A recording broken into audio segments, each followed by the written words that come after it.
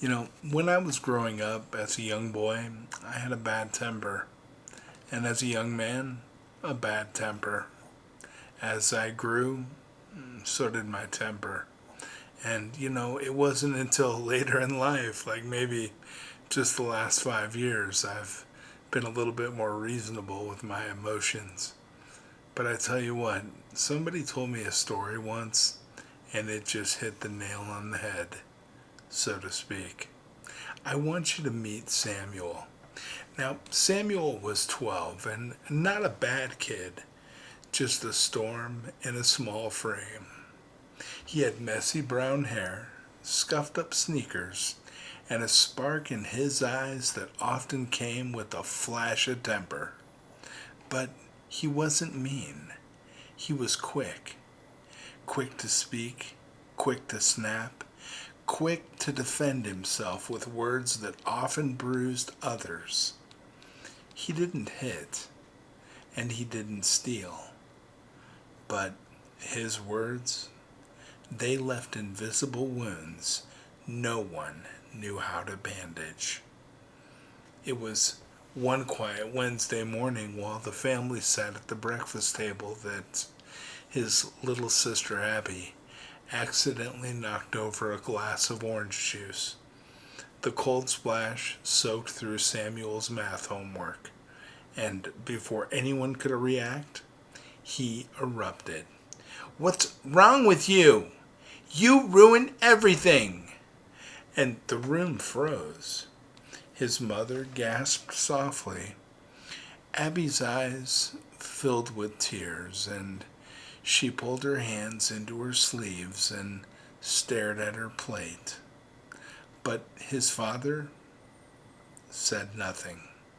He simply folded his napkin, stood up, and walked outside. Later that day, after school, Samuel found his father in the barn, standing by an old wooden fence at the edge of the pasture.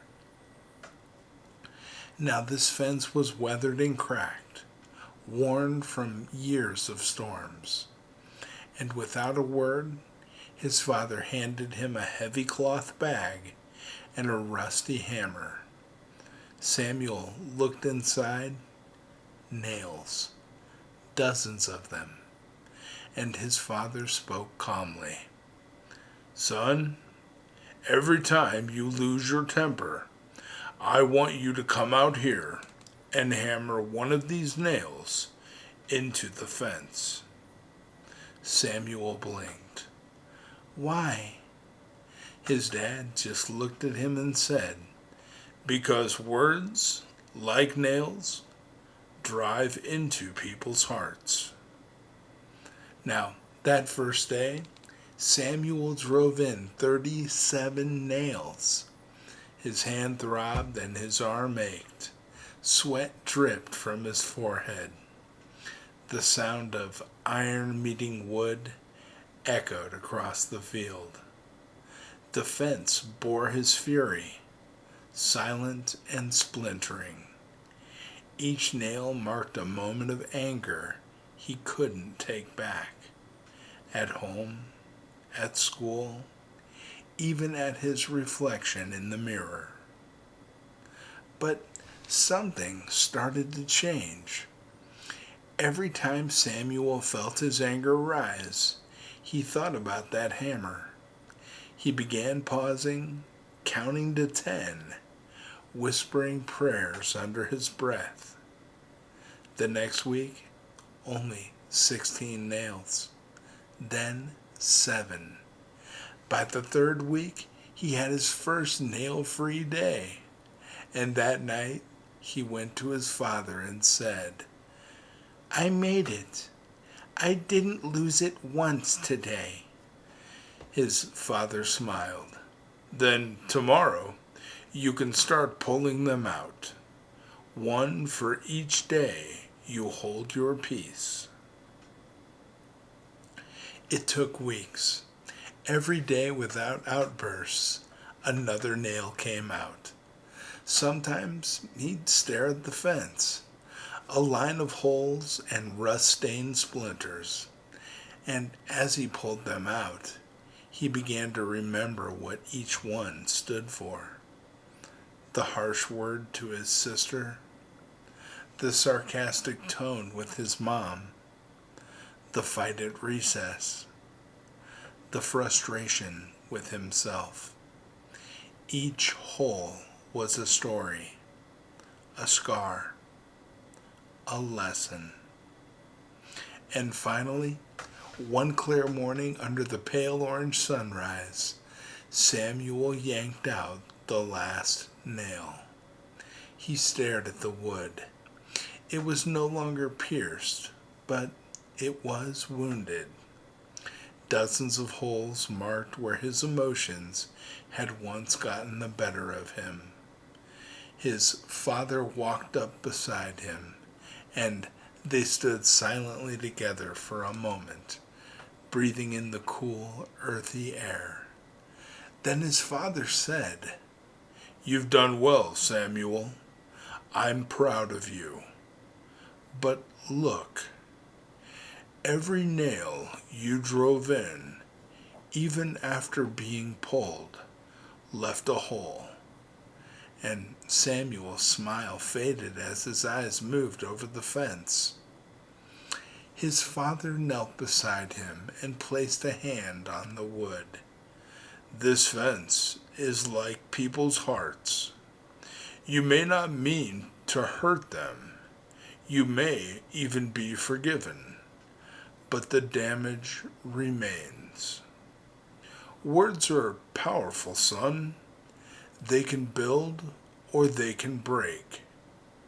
And Samuel looked down. Tears stung his eyes. "I didn't mean to hurt anyone." His father nodded. "I know, but there's something more. There's a healer who fills holes. Someone who doesn't just take out the nails, but restores the wood." And Samuel looked up. "Who?" "Jesus," his father said softly, "the carpenter." And that night Samuel couldn't sleep. He sat by the window, and the moonlight painted soft lines across the floor. He opened the Bible his grandma gave him, and he read about Jesus. How he worked with wood, how he calmed storms, how he forgave, and how he healed.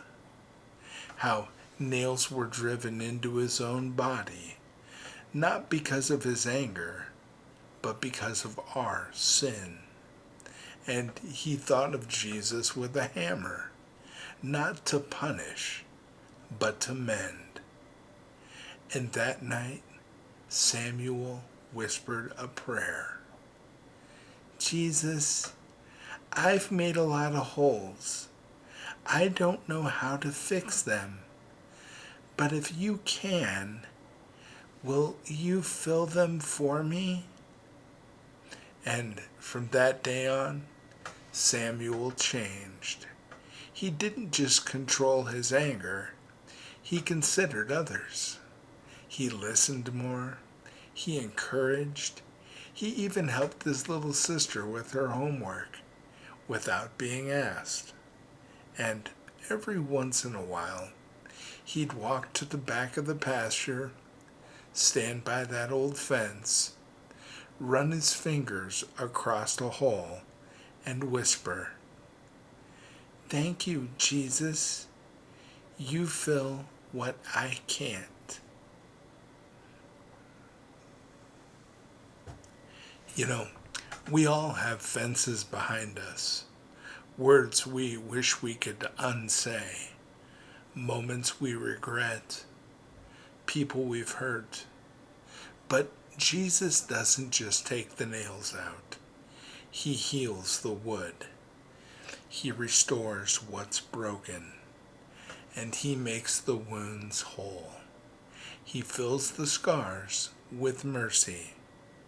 So, the next time your temper rises, think of the hammer, think of the fence, And think of the carpenter who traded nails of punishment for nails of peace. God bless you, my friends. Bye-bye.